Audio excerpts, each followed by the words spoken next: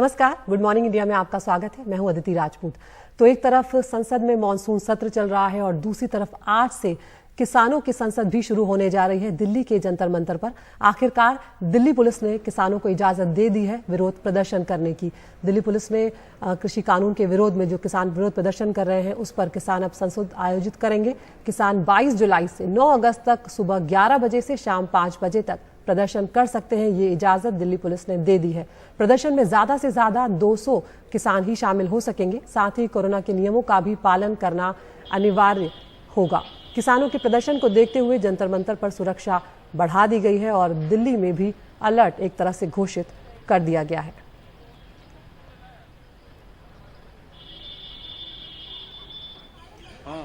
और हमारे साथ जुड़ रहे हैं हमारे सहयोगी सौरभ शुक्ला, जो कि इस वक्त सिंघू बॉर्डर पर मौजूद हैं। सौरभ, एक बार फिर से किसान जो हैं उनका आंदोलन रुका तो नहीं था, लेकिन एक बार फिर से जिसे कहा जाएगा जोश उसमें भरने की कोशिश की जा रही है। किसानों की संसद आज से शुरू हो रही है।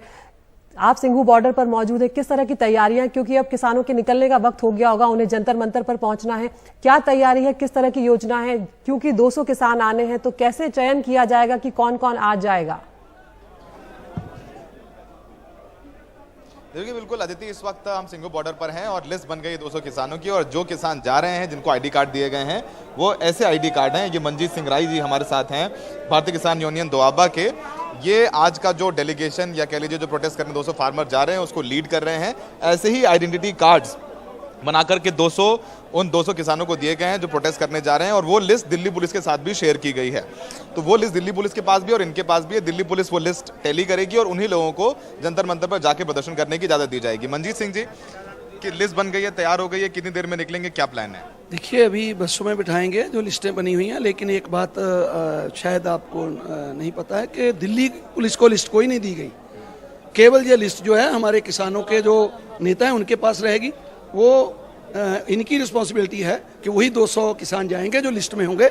दिल्ली पुलिस के साथ वो लिस्ट शेयर नहीं करनी है। सिर्फ दिल्ली पुलिस को 200 का आंकड़ा दिखाना कि हमारा 200 ही है। अच्छा, तो वो आपके नेता जो है वो दिल्ली पुलिस से बात करेंगे? हाँ, वो नेता हमारे बात करेंगे। 2 नेता अलग से तय किए गए हैं, 3, कि वो सिर्फ दिल्ली पुलिस से बात करेंगे। वो 200 से एक्स्ट्रा जाएंगे और दिल्ली पुलिस से अगर कोई प्रॉब्लम आती है तो बात करेंगे। तो अब ये बताइए, आप लोग वहाँ पर जंतर मंतर जा रहे हैं, तैयारी पूरी है, दिल्ली पुलिस ने भी इस बार आपको इजाजत दी है, वो खुद एस्कॉर्ट करके ले जा रहे हैं, किस तरीके से देख रहे हैं? जंतर मंतर पर जाके क्या करने वाले हैं आप लोग? देखिए, पहली बात तो हमने तो उनको बोला नहीं आप स्कॉट करके ले जाओ, लेकिन पुलिस की ये रिस्पॉन्सिबिलिटी बनती है कि हमको जाते हुए रास्ते में कोई रोके ना, कोई जाम ना लगे, हम समय पर संसद पहुंच सके। तो इसलिए वो कहते थे कि हम आगे गाड़ी लगाएं, हमने उनको मना नहीं किया था, लेकिन वो अगर लगाते हैं तो हमको कोई दिक्कत नहीं, वो लेकर जाएं। और हमारी तैयारी ये है कि अभी बसों में हमारे साथी बैठना शुरू कर दिए हैं और वो बैठकर जाएंगे संसद। जी अदिति, पूछिए। महत्वपूर्ण है ये बात जानना किसानों से, क्योंकि तीसरी लहर अब आने वाली है और लगातार इस बात का अंदेशा है कि जो तीसरी लहर है वो भीड़ जुटने से और ज्यादा बढ़ेगी, हम जानते हैं। ऐसे में कोरोना प्रोटोकॉल, कोरोना नियमों का पालन करने की बात कही गई, लेकिन अभी आप जिन भी लोगों के आसपास खड़े उन्होंने मास्क नहीं पहना हुआ है। तो क्या ये लोग इन नियमों का पालन करने वाले हैं? क्योंकि कोरोना का खतरा तो सब पर बना हुआ है, कोरोना किसी को चुनकर तो लगेगा नहीं। बिल्कुल अदिति, इनका कहना यही है। 200 जो किसान है जाएंगे, इन्होंने बोला है कि वो कोविड प्रोटोकॉल फॉलो करेंगे। फिलहाल यहाँ तो नहीं फॉलो कर रहे हैं। मंजीत जी, मास्क क्यों नहीं लगाते हो, आप ये बताओ। देखिए, मास्क तो हमने पहले दिन से नहीं लगाए। कहाँ आप देखते हैं कि दिल्ली में कोरोना, यहाँ मास्क ज्यादा लगवाए, ज्यादा कोरोना आया। और ये भी आप देख सकते हैं। ये गैर जिम्मेदाराना बयान है। नहीं, मैं आपको बताता हूँ। देखिए, किसान जो है खुली हवा में रहता है तो उसका शरीर सक्षम होता है कि छोटी मोटी बीमारियों से लड़ जाए, कोई ऐसी दिक्कत नहीं है। तो इसलिए हमने शुरू से मास्क कोई नहीं पहना यहाँ पर। अच्छा, ना मास्क पहनेंगे तो पहनेंगे, फॉलो करेंगे सारे कोविड। कोई मास्क नहीं पहनेंगे, ये हमारे पास है ही, ये मास्क ही है। इसको आगे अगर जरूरत समझेंगे कर लेंगे ऐसा, तो हमारा ऐसे मास्क कोई पहनने का इरादा नहीं। कोविड प्रोटोकॉल फॉलो करवाइए, आप लोग क्यों नहीं कर रहे हैं? देखिए, पहले परमात्मा की कृपा है यहाँ पे धरने पे। यहाँ कोविड नजदीक ने, आज तक एक भी केस आया यहाँ पे, कोई भी केस यहाँ अब तक। तो ये बताइए, आप लोग जा रहे हैं, आपके पास भी आईडी कार्ड है, क्या कुछ है आज प्लान, क्या संसद, वहाँ अपनी छोटी संसद लगा रहे हैं आप लोग, क्या विषय चुना है आज आप लोगों ने?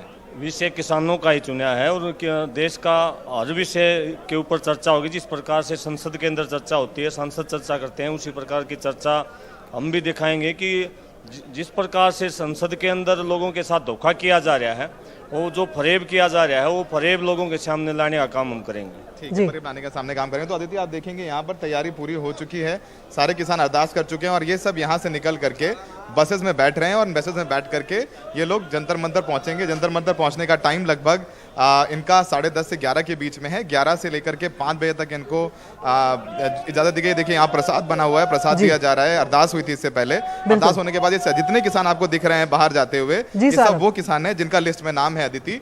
और बाहर बसेस लगी हुई हैं और उन बसेस में बैठ करके किसान जाएंगे और दिल्ली पुलिस इनको एस्कॉर्ट करेगी। बिल्कुल, लिस्ट बन गई है, तैयारी पूरी है और आप देखेंगे आपके पास आते रहेंगे सौरभ। यहाँ पर उधर बसेस लगी हुई हैं अदिति। जी, तमाम तस्वीरें आपने दिखाई। यहाँ पर किसानों से बात भी करी कि किस तरह से तैयारी हो चुकी है अब किसानों की जंतर मंतर पहुंचने की। सौरभ तस्वीरें दिखा रहे हैं, बसों में बैठकर किसान कुछ ही वक्त में निकलने वाले। शुक्रिया सौरभ। और संसद के दोनों सदनों में आज भी हंगामे के आसार हैं। विपक्ष ऑक्सीजन की कमी से किसी की भी मौत नहीं होने के केंद्र सरकार के बयान को मुद्दा बना रहा है। इस बयान पर कांग्रेस के राज्यसभा सांसद केसी वेणुगोपाल विशेषाधिकार हनन का प्रस्ताव भी लाने वाले हैं। आम आदमी पार्टी के सांसद संजय सिंह पहले ही विशेषाधिकार हनन का प्रस्ताव दे चुके हैं। लोकसभा में तृणमूल कांग्रेस के सांसद पेगासस के मुद्दे पर स्थगन प्रस्ताव लाने वाले हैं। गलत परंपराओं को डालने की कोशिश मत कीजिए सदन में।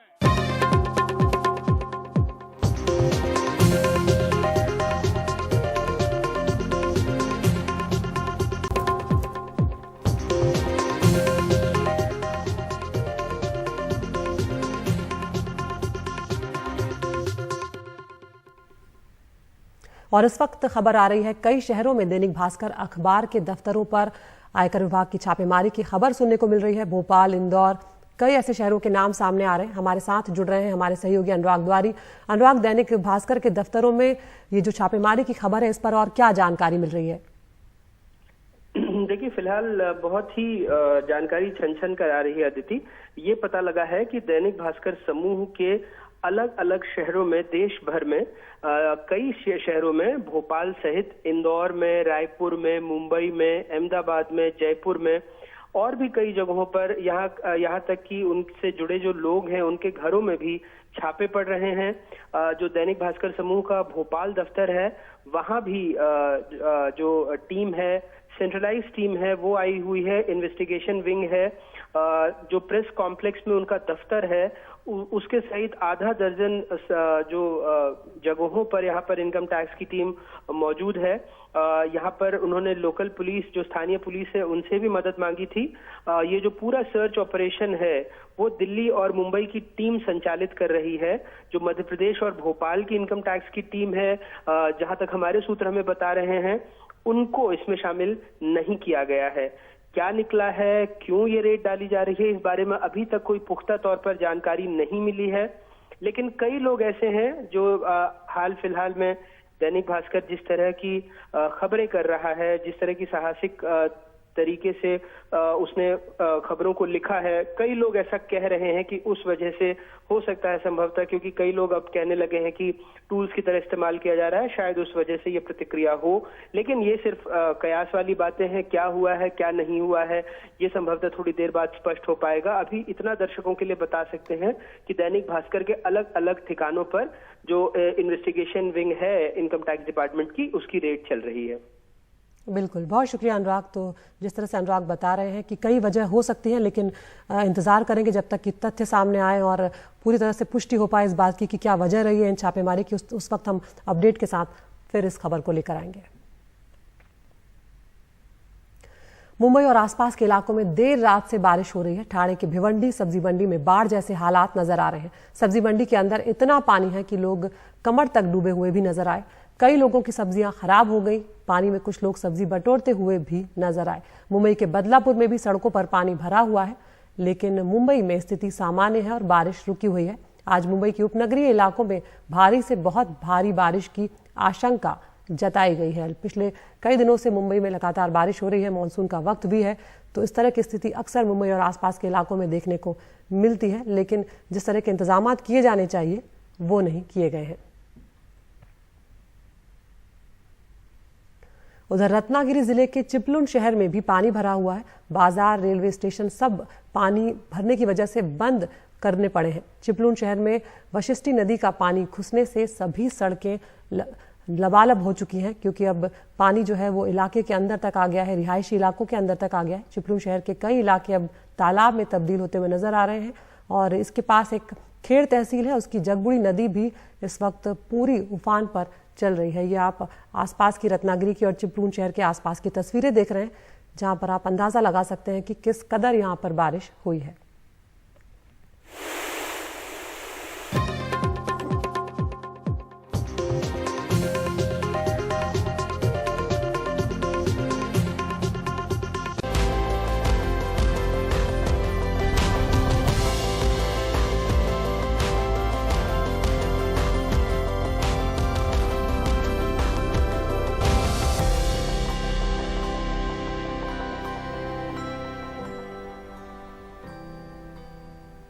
नमस्कार, एनडीटीवी गूगल की खास पेशकश वैक्सीनेट इंडिया लेकर हाजिर है। कमजोर इम्यूनिटी वाले लोगों पर हमेशा ही जल्दी बीमारियों की चपेट में आने का खतरा बना रहता है। अब जब तीसरी लहर का खतरा मंडरा रहा है, क्योंकि विशेषज्ञ जो डॉक्टर्स हैं वो सब यही कह रहे हैं कि अगस्त या सितंबर तक तीसरी लहर हमारे देश में आ सकती है, तो एक बार फिर से ऐसे लोगों को ज्यादा सतर्क रहने की जरूरत है जो कमजोर हैं या जो पहले से किसी बीमारी से ग्रस्त हैं। वैक्सीन अब और भी जरूरी है, क्योंकि पाबंदियां करीब करीब हट चुकी हैं सभी जगहों पर, लोगों की भीड़ भी अब जुटने लगी है। ऐसे में दूसरे की लापरवाही आप पर भी भारी पड़ सकती है। हमारे साथ जुड़ रहे हैं खास मेहमान डॉक्टर समीर गुप्ता, कार्डियोलॉजिस्ट हैं मेट्रो ग्रुप ऑफ हॉस्पिटल्स के। डॉक्टर साहब, बहुत शुक्रिया आपने वक्त निकाला हमसे बातचीत करने के लिए। डॉक्टर समीर, यहाँ पर कमजोर इम्यूनिटी वाले जो हैं उन पर खतरा हमेशा ही ज्यादा रहता है। अब जब तीसरी लहर आने वाली है तो कितना महत्वपूर्ण है उन लोगों के लिए टीका लगवाना, किस तरह से टीका असर करता है, ये एक बार बताएं हमारे दर्शकों को। जी थैंक यू, आप इतने महत्वपूर्ण टॉपिक के बारे में बात कर रहे हैं। देखिए, जो थर्ड वेव, जो तीसरी लहर है, वो अब जिस तरह से भीड़ जुट रही है, लोग बाहर आ रहे हैं, सोशल डिस्टेंसिंग मेजर्स कम हो रहे हैं, ये मैटर अब ये नहीं रह गया कि ये आ रही है या नहीं आ रही। प्रश्न ये है, ये कब आ रही है? ये अगस्त में आ रही है, सितंबर में आ रही है, अक्टूबर में आ रही है, लेकिन आ रही है, क्योंकि हम सब लोग काफी लैक्स हो गए हैं, हमने लापरवाही शुरू हो गई है। इससे बचने के लिए टीका ही एक बहुत बहुत बहुत महत्वपूर्ण चीज है, जिससे हम तीसरी लहर को कम कर सकते हैं। अब जब टीका, आपने पूछा कि टीका कैसे काम करता है, टीका क्या होता है? टीका में एक जो वायरस होता है उसका कोई हिस्सा होता है, या कोई जो वायरस, जो डेड वायरस होता है, जो आपके अंदर इन्फेक्ट नहीं कर सकता, हम उस वायरस को लेकर आपके शरीर के अंदर डाल देते हैं। याद रखिए, ये जो वायरस होता है या वायरस का जो हिस्सा होता है, ये बीमारी नहीं कॉज कर सकता, क्योंकि वो मरा हुआ है, लेकिन वो आपके अंदर इम्यूनिटी बढ़ा सकता है। तो आपका शरीर कहता है, देखो ये कोई बाहर से वस्तु आई है, कोई बाहर से कोई चीज है, इसके अगेंस्ट हमारा शरीर जो है एंटीबॉडी यानी कि सोल्जर सेल्स बनाता है।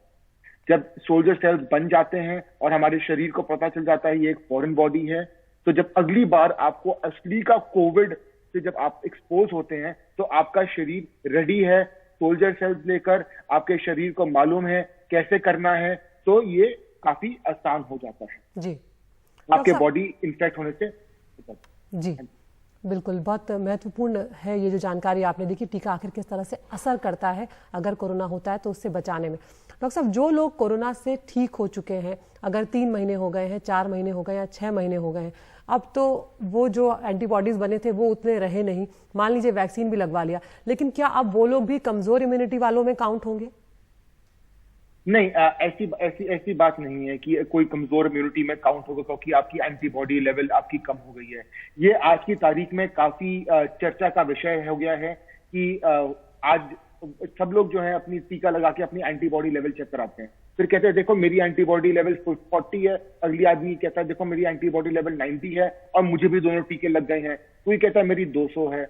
ये कोई मैथ्स के आपके स्कूल का जो परीक्षा है उसका स्कोर रिपोर्ट कार्ड नहीं है ये कि आपने देखा कि ये 500 उसका है, उसकी अच्छी इम्यूनिटी और मेरे 30 रह गए तो मेरी इम्यूनिटी कम है। ऐसे आज की तारीख में कुछ नहीं है, क्योंकि आपको ये याद रखना है कि आपकी शरीर में वो सारी चीजें हैं जो एंटीबॉडी बना सकती हैं। तो कल को जब आपको एक्सपोजर होगा कोविड से, आपका शरीर रेडी है, उसको पता है खाना कैसे बनाते तो वो बना लेगा।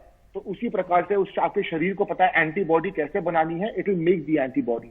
सो that is not going to be the problem. आपको क्या बूस्टर शॉट की जरूरत है? जैसे कि आपने जो पूछा कि एंटीबॉडी लेवल गिर रही है, क्या अब आपको बूस्टर शॉट की जरूरत है, ये अभी चर्चा का विषय है, इसके ऊपर रिसर्च चल रहा है और आज की तारीख में इसके ऊपर कोई कंसेंसस डॉक्यूमेंट नहीं है कि आपको बूस्टर की जरूरत है या नहीं है। लेकिन आप डरिए मत, आपके शरीर में वो सारी चीजें हैं जो वायरस से लड़ सकती जी आपको टीका लगने के बाद। बिल्कुल।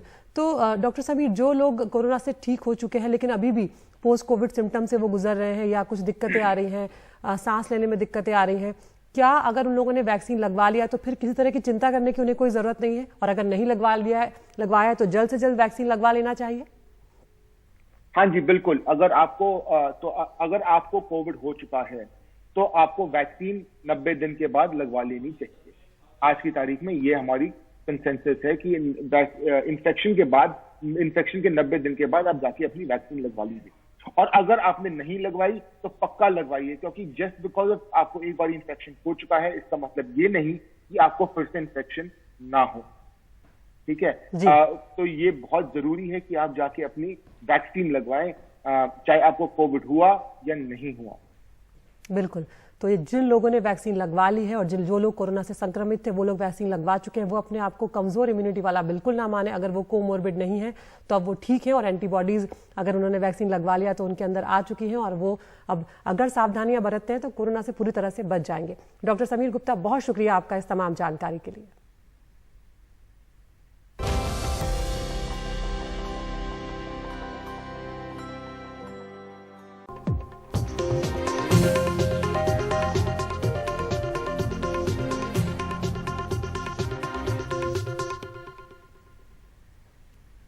पेगासस जासूसी मामले को लेकर सरकार पर लगातार हमले किए जा रहे विपक्षी पार्टियों के द्वारा बंगाल की मुख्यमंत्री ममता बनर्जी ने केंद्र सरकार पर हमले करते हुए कहा कि मंत्रियों, जजों और पत्रकारों तक के फोन टैप किए गए, यहां तक कि मेरा फोन भी टैप हुआ। इसीलिए पेगासस से बचने के लिए मैंने फोन पर प्लास्टर लगा लिया है। और उन्होंने ये भी कहा कि सरकार से बचने के लिए अब सरकार पर भी प्लास्टर चढ़ना चाहिए। Government of India collected 3.7 lakh crores from the public pocket, and why they are spending this money? Narendra Modi को जनता के पैसे से जासूसी न कराने की नसीहत। पेगासस ढुके गए। बांग्ला के साथ साथ हिंदी बोलती ममता बनर्जी का रंग कुछ बदला हुआ था। उन्हें मालूम था कि उनके इस ऑनलाइन भाषण का प्रसारण देश के कई हिस्सों में हो रहा है। उन्होंने कहा कि उनकी भी जासूसी हो रही है और वो अपने फोन पर प्लास्टर लगा कर रखती हैं। Now because of Pegasus, can you imagine? I have done one thing, I am showing you. देखो हम पूरा इसको प्लास्टर कर दिया। क्या करेगा? फोन लगा के क्या करेगा? कैमरा में पूरा तुल लेता है। हम ऑडियो में भी बात करते हैं तो, फेस टाइम में भी करते हैं तो, वीडियो में भी करते हैं तो, मैं कैमरा का ही पूरा प्लास्टिक प्लास्टर लगा दिया। एक गवर्नमेंट ऑफ इंडिया को भी प्लास्टर लगाना चाहिए, नहीं तो देश बर्बाद हो जाएगा, देश को बर्बादी हो जाएगा।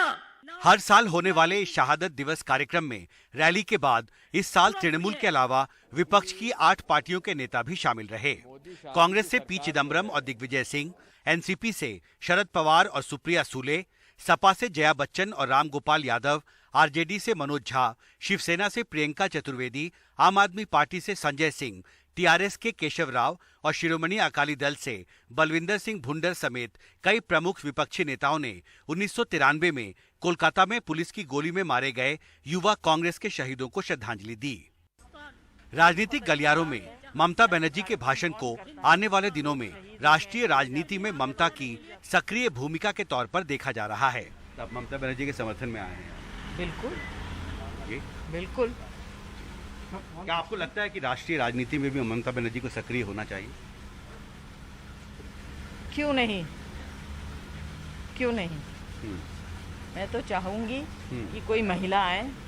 बिल्कुल। और उन्हें विपक्षी दलों को लीड करना चाहिए। बिल्कुल। ऐसा लड़ाई करने के लिए हम लोग तैयार है। लेकिन विपक्ष को एकजुट करने की बात कर रही ममता की रैली में लेफ्ट को न्योता नहीं था। हॉल लीडर लोगों को जाइए, आपको पार्टी को समझाइए, जवाब देना चाहिए। क्यों? हालांकि पेगासस जासूसी मामले में लेफ्ट ने भी हाई लेवल इंक्वायरी की मांग की है। फ्रांस में प्रोब ऑर्डर किया, इधर प्रोब नहीं एक्सेप्ट कर रहा हमारा सरकार। क्यों? अपोजिशन पार्टीज का डिमांड है, ये थरो प्रोब होना चाहिए, मॉनिटर्ड बाय सुप्रीम कोर्ट जज या जेपीसी। इस स्कैंडल को छोड़ना नहीं। फिलहाल ममता बनर्जी 25 जुलाई को मुख्यमंत्री फिर से बनने के बाद पहली बार दिल्ली आ रही हैं। वो चाहती हैं कि 27 जुलाई या 28 या 29 जुलाई को विपक्ष के नेताओं की बैठक दिल्ली में हो। इसके अलावा कोलकाता में रैली करके वो सोनिया गांधी सहित कई नेताओं को बुलाना चाहती हैं। पश्चिम बंगाल में चुनाव जीतने के बाद ये पहला मौका था जब ममता बनर्जी ने वर्चुअल माध्यम के जरिए कई राज्यों में पार्टी के नेताओं और कार्यकर्ताओं को संबोधित किया। ममता बनर्जी चाहती हैं कि 2024 के लोकसभा चुनावों से पहले विपक्ष को एकजुट होना चाहिए और उन्होंने अपने भाषण में ये साफ संकेत दिया है कि आने वाले दिनों में वो राष्ट्रीय राजनीति में सक्रिय भूमिका निभाने वाली हैं। दिल्ली से राकेश सिंह के साथ हिमांशु शेखर, एनडीटीवी इंडिया।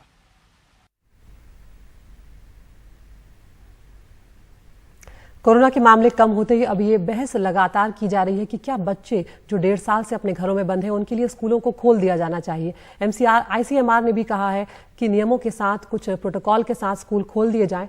हरियाणा में प्राइवेट स्कूल भी खुल रहे हैं अब धीरे धीरे कुछ एहतियातों के साथ। हालांकि स्कूल खोलने के फैसले पर लोगों की मिलीजुली प्रतिक्रिया देखने को मिल रही है। कुछ लोग अब भी अपने बच्चों को स्कूल भेजने के लिए तैयार नहीं है। हरियाणा में धीरे धीरे पाबंदियां हटाई जा रही हैं, तो प्राइवेट स्कूल भी 3 महीने बाद खुलने की तैयारी में हैं, कोविड के कायदों के साथ। हालांकि जब प्राइवेट स्कूल खुलने की बात हो रही है, लोगों की मिलीजुली प्रतिक्रिया है। कुछ लोग अब भी अपने बच्चों को स्कूल भेजने में हिचक रहे हैं। शोशन्ना तरु का बच्चा 7वीं में पढ़ता है। वो कहती हैं कि स्कूल शुरू करने की बात अच्छी है, लेकिन ये सही समय नहीं है। ये अच्छा कदम है, लेकिन ये उचित समय नहीं है स्कूल खोलने का, क्योंकि राज्यों में बहुत कुछ एक साथ खुल रहा है और बच्चों को टीके भी नहीं लगे हैं। गुड़गांव के एक प्राइवेट स्कूल में पढ़ने वाली मीरा कहती हैं कि वो स्कूल जाना चाहेगी, लेकिन छोटे बैच हों।